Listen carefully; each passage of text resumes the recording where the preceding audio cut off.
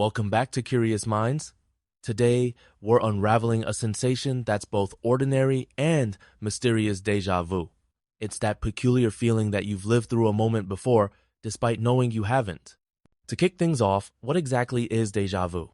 Déjà vu, from French meaning already seen, describes the mental sensation where a present moment feels uncannily familiar. It's not about psychic powers or past lives. It's a psychological phenomenon where the brain insists, you've experienced this, even if logic says otherwise. It's fascinating how convincing the feeling can be, even if we can't pinpoint when or where it happened before. Do most people experience déjà vu at some point in their lives? Absolutely. Studies estimate that 60 to 80% of people will encounter déjà vu, often more frequently between ages 15 and 30. It's usually brief, lasting just a few seconds, but the impact can linger, prompting people to question reality for a moment. That prevalence suggests it's a fundamental brain function rather than an oddity. Let's use that as a bridge to explore how our memories are formed and why they sometimes play tricks on us. To understand déjà vu, we need to look at memory itself. Our brains aren't simple storage units, right? How does memory really work? Exactly. Memory is more like assembling a puzzle than storing files. The brain encodes experiences by connecting sights, sounds, emotions, and even smells into complex networks. When we try to recall something, we reconstruct it from these fragments, not retrieve a perfect copy. So when something feels familiar, it's like our brain is matching current inputs to these stored fragments, even if the match isn't exact. What happens when the match is only partial? That's when things get interesting.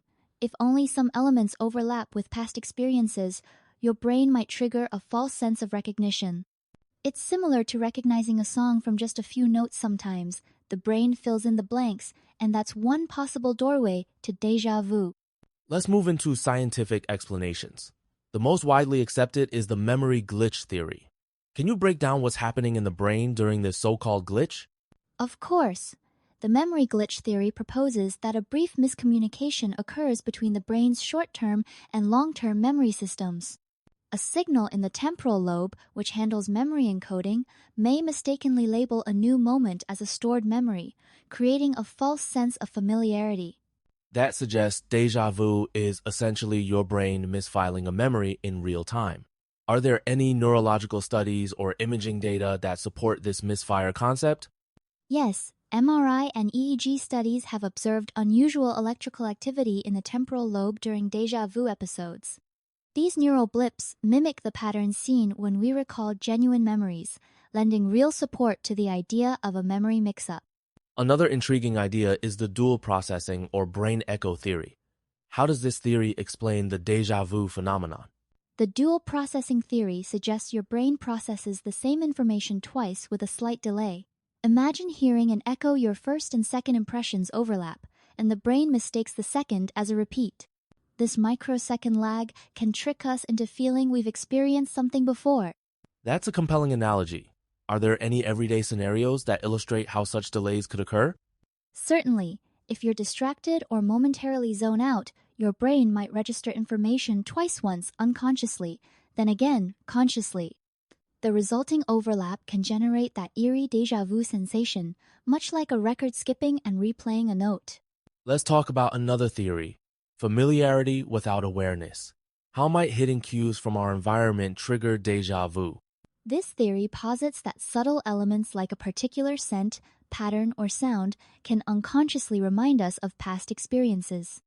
You might not recall the original event, but your brain recognizes the resemblance, delivering a strong sense of familiarity. So déjà vu could be our brain's way of signaling, this resembles something from your past, even if we can't consciously recall the memory. Can you give a concrete example? Imagine entering a new cafe where the layout echoes your childhood kitchen, or the background music sounds like a lullaby your parents played. Even without explicit memory, those cues can spark déjà vu. It's the mind's way of pattern matching beneath our awareness. Now, let's discuss what tends to trigger déjà vu. Are there specific situations or states of mind that make people more prone to these episodes? Research shows that fatigue and stress are common triggers. When the brain is tired or overstimulated, its signal processing can become less precise, increasing the likelihood of those neural glitches. Novel environments and breaking from routine also seem to set the stage for déjà vu. That's interesting. So changing your daily patterns or traveling could make déjà vu more likely. Are there any psychological theories about why novelty plays a role? Yes, novelty forces our brains to work harder, rapidly comparing new experiences to existing memories. In this rush, partial matches become more common, increasing the odds of a false recognition even thence, more déjà vu in unfamiliar settings. Let's examine what neurological conditions can teach us about déjà vu. How has epilepsy research illuminated the brain regions involved? Patients with temporal lobe epilepsy often report intense déjà vu just before seizures. This has led researchers to focus on the hippocampus and parahippocampal cortex areas crucial for memory and spatial recognition. Abnormal electrical activity here can trigger déjà vu sensation. So, in most people, these signals are harmless glitches, but in epilepsy, they become pronounced. Are there imaging studies that map this activity during déjà vu? Functional MRI studies have visualized these regions lighting up during reported déjà vu episodes. Such findings help pinpoint the underlying circuits and suggest that déjà vu is a byproduct of normal memory processes occasionally going awry. Now for some fascinating cousins of déjà vu, can you explain terms like jamais vu and déjà rêvé? Certainly, jamais vu or never seen is the unsettling experience where something familiar suddenly feels foreign, as if you're seeing it for the first time. Déjà rêvé, meaning already dreamed, is when a current event seems to mirror a past dream, blurring the line between memory and imagination. That's mind-bending. Are these phenomena studied alongside déjà vu, or do they have distinct mechanisms? Researchers believe they're related but distinct. All involve unusual interactions between memory and perception, but jamais vu might arise from temporary disruptions in recognition, while déjà rêvé taps into how dreams and reality intermingle in our minds. For most, déjà vu is harmless. But what about cases where it happens frequently? Could that indicate an underlying issue? Fréquentes intense déjà vu can sometimes signal neurological conditions, particularly temporal lobe epilepsy. If someone experiences it often, especially with other symptoms like confusion or memory loss, consulting a neurologist is wise. However, occasional déjà vu is normal and not a cause for concern.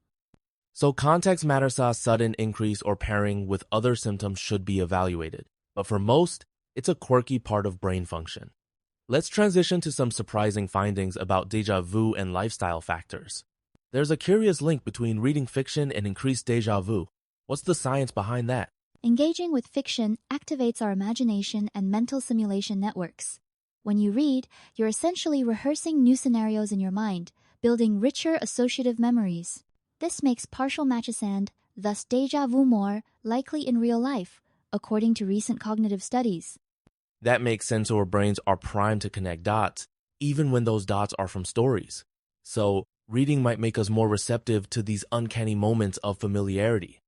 Exactly. It's another reminder that our brains are creative, pattern-seeking machines, blending reality and fiction in unexpected ways. As we wrap up, what does déjà vu ultimately tell us about the human mind and memory? Déjà vu highlights the brain's remarkable, but imperfect, ability to blend present experience with past memories.